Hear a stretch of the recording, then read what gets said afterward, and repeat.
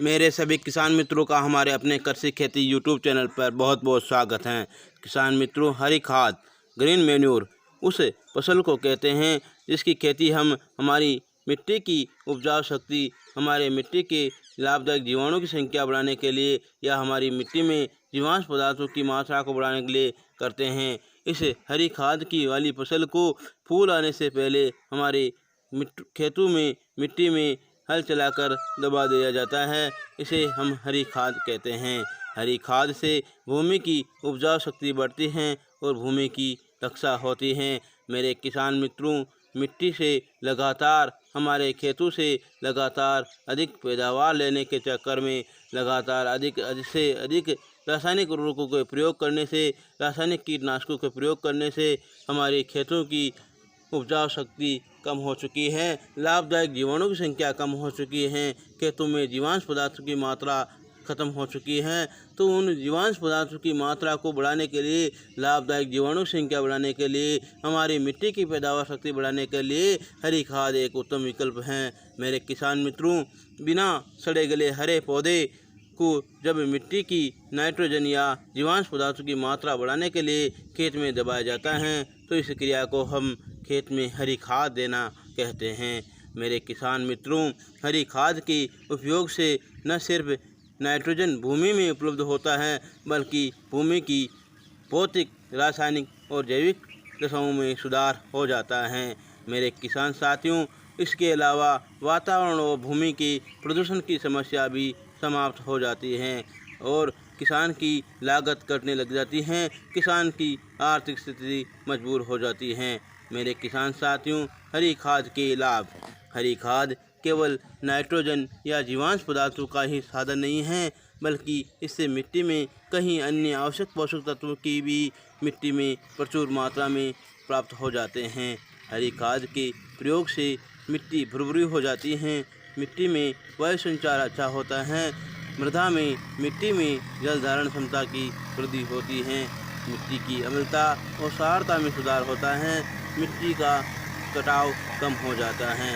मेरे किसान साथियों, हरी खाद के प्रयोग से मिट्टी में सूक्ष्म जीवाणुओं की संख्या बढ़ जाती है, उनकी क्रियाशीलता बढ़ जाती है, जिससे हमारी मिट्टी की उर्वरा शक्ति, उत्पादन शक्ति बढ़ जाती है।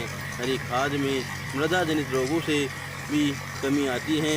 अब हरी खाद के लिए कौन कौन सी फसलों का उपयोग करें?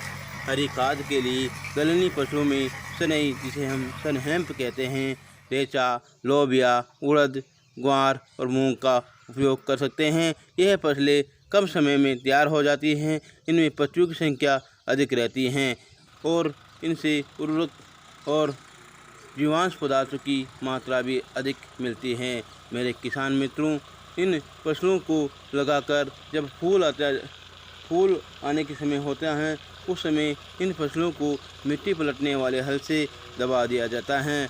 अब सनई की से हरी खाद प्राप्त करने के लिए 1 हेक्टेयर में 80 किलोग्राम बीज की आवश्यकता होती है तथा 1 हेक्टेयर में सनई की हरी खाद द्वारा हमें 80 से 100 किलोग्राम नाइट्रोजन प्राप्त हो जाता है।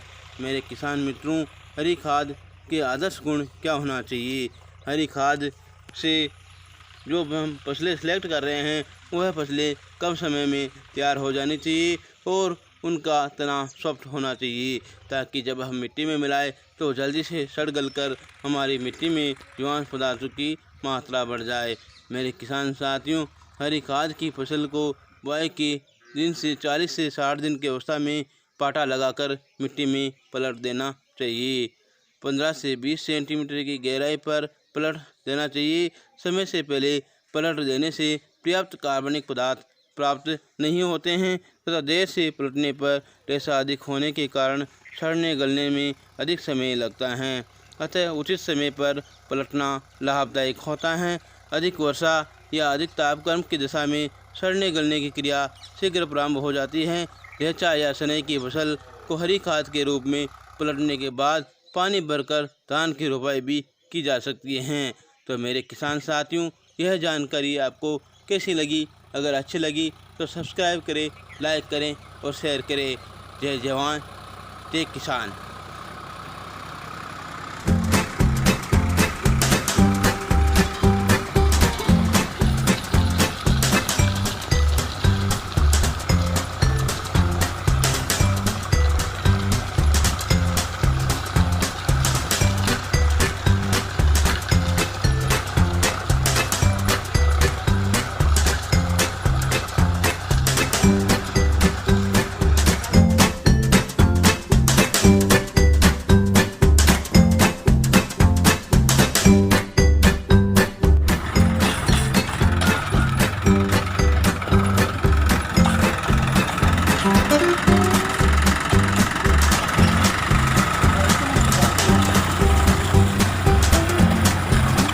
है।